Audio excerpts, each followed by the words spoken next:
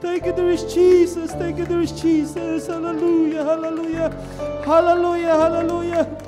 Praise the Lord, praise the Lord, praise the Lord, praise the Lord, praise the Lord. Purihin ang ating pong dakilang Diyos. Hallelujah, hallelujah. Palakpakan natin ang ating pong mahal na Panginoon.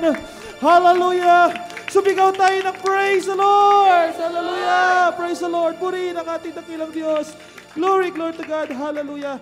Purihin ang ating pumahal na Panginoon. God bless you po, beloved Finest Generation Choir, sa mga pinagpalang awiting papuri.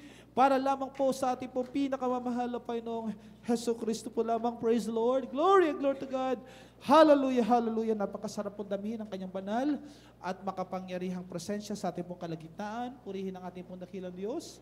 Glory, glory to God. At maminamahal, tayo po maminamahal ay tuloy-tuloy na po maminamahal sa ating pong haliloy, banal na gawain. At narito po tayo maminamahal sa bahagi po ng ating pong haliloy, tinatawag na pagbibigay ng buong ikasampung bahagi at mga handog.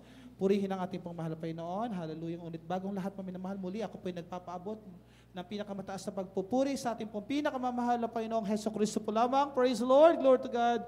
Ang aking pong pinapabot ang dobling paggalang at pagbati po sa ating pong minamahagi na galang mahal na Bangilista, beloved Pastor, Evangelist Wilde Estrada Meda, ang huling propeta dito sa ating pong kapanahunan.